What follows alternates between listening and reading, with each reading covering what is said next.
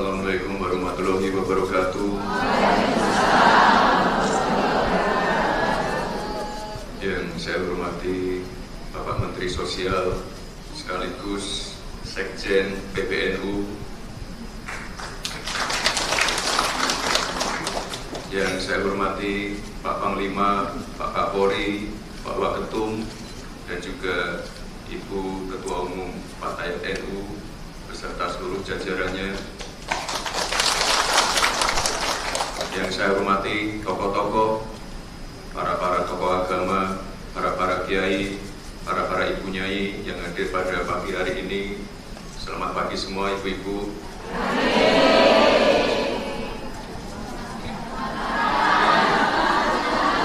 Sahabat.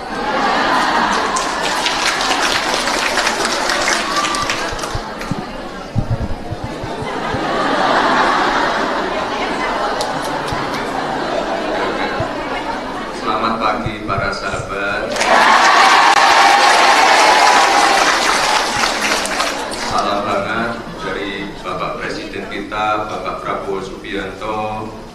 Terima kasih sekali dari awal sampai di titik ini sudah membersamai saya dan Pak Presiden. Terima kasih sekali untuk ibu-ibu, sahabat-sahabat. Terakhir kita ketemu pada saat tanya kemarin.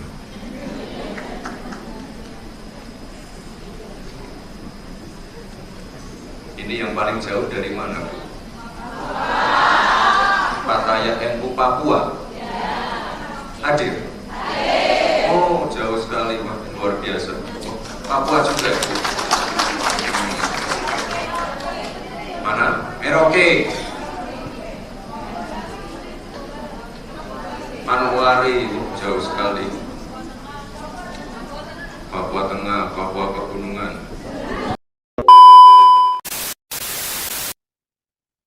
Assalamualaikum warahmatullahi wabarakatuh. Halo semuanya, perkenalkan nama saya Nabila Dayanin 19040537 dari kelas 193A30, Fakultas Teknik dan Informatika, Kampus Kota Pontianak.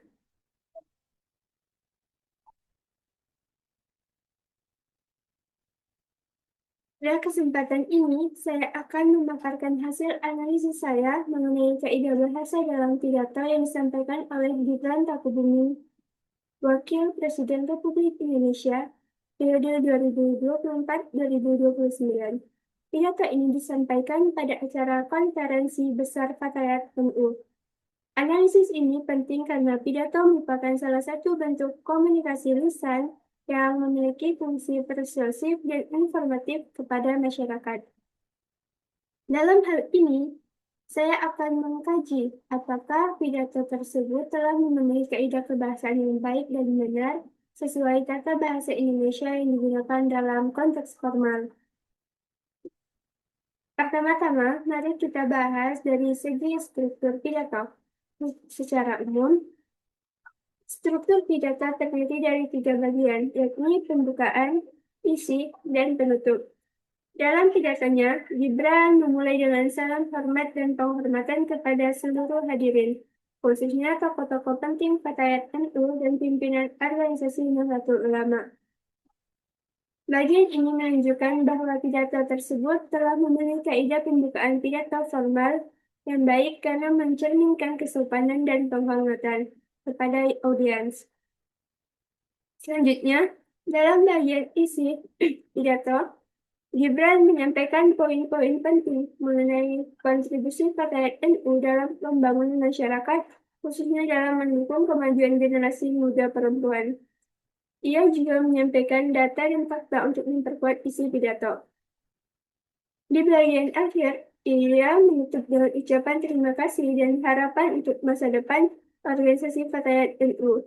Dengan demikian, struktur pidato Gibran sudah tersaji dengan sistematis dan sesuai dengan kaidah kebahasaan dalam teks pidato. Kemudian, selanjutnya, Dapat kita lihat dari aspek kesesuaian bahasa dengan tujuan dan audiens. Gibran berbicara di hadapan organisasi perempuan terbesar di Indonesia dan tokoh-tokoh penting dalam bidang keagamaan. Oleh karena itu, penggunaan bahasa formal merupakan pilihan terbaik. Dalam pidato ini, ia menggunakan bahasa yang formal, sopan, dan mudah dipahami oleh seluruh pendengar. Dengan demikian, bahasa yang tepat sasaran, Gibran berhasil menjalin komunikasi yang positif dan penuh penghormatan.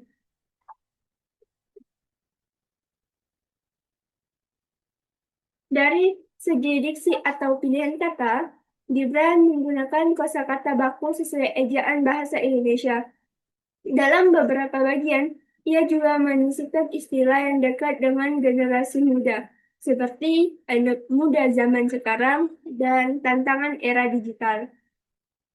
Penggunaan kosakata semacam itu justru menjadi nilai tambah karena semakin mendekatkan pesan pidatonya kepada audiens yang dalam konteks ini terdiri atas banyak perempuan muda NU. Pemilihan diksi yang selaras dengan karakter audiens merupakan salah satu indikator keberhasilan pidato dalam penyampaian pesan ini. Inti.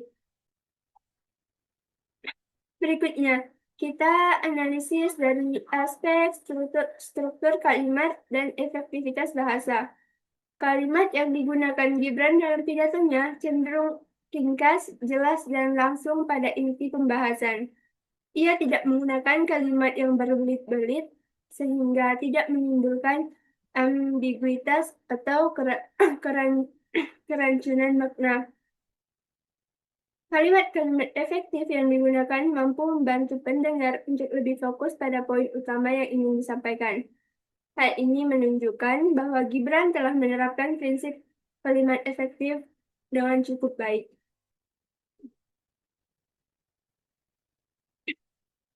Selain struktur kalimat, pidato ini juga kaya akan gaya bahasa atau retorika yang membantu memperkuat pesan persuasifnya.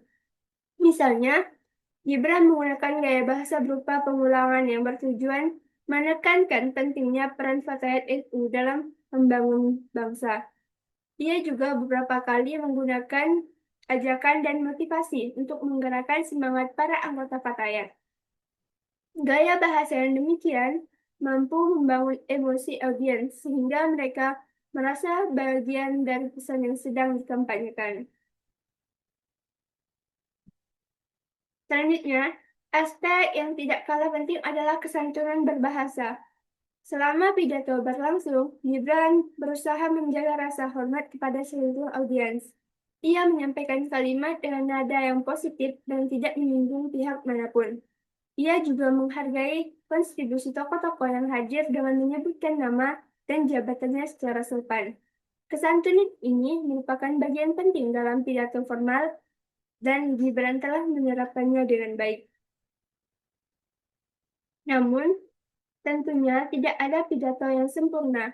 Dari segi intonasi dan tempo bicara, terdapat beberapa bagian di mana Gibran menyampaikan kalimat dengan tempo yang agak cepat. Karena tempo bicara terlalu cepat, pendengar bisa jadi kehilangan kesempatan untuk mencerna isi pesan dengan maksimal. Oleh karena itu, pada beberapa bagian yang bersifat penting dan informatif, seharusnya diberikan jeda atau penekanan suara agar informasi dapat diterima lebih kuat oleh audiens. Meskipun begitu, kekurangan ini tidak terlalu mengurangi kualitas keseluruhan pidato, sebab secara umum pesan yang disampaikan masih dapat dipahami dan diterima dengan baik oleh pendengar. Berdasarkan keseluruhan aspek yang telah saya jelaskan tadi, dapat saya simpulkan bahwa pidato Gibran Rakabuming telah memenuhi kaidah kebahasaan bahasa Indonesia yang baik dan benar. Struktur pidato tersusun jelas, pilihan kata baku, dan sesuai konteks, kalimat efektif, gaya bahasa retoris menggunakan kaidah komunikasi persuasif. serta kesantunan berbahasa tetap dijaga sebagai ciri pidato formal yang berkualitas. Hanya diperlukan sedikit peningkatan pada aspek tempo bicara agar pesan semakin kuat dan mudah dipahami. Demikian analisis yang dapat saya sampaikan mengenai pidato tersebut. Semoga penjelasan ini dapat memberikan pemahaman bahwa penggunaan kaidah bahasa yang baik dalam pidato sangat penting untuk menyampaikan pesan yang bermakna, membangun suasana yang positif, serta mempererat komunikasi antara pembicara dan pendengar. Terima kasih atas perhatiannya. Saya ucapkan wassalamualaikum warahmatullahi wabarakatuh.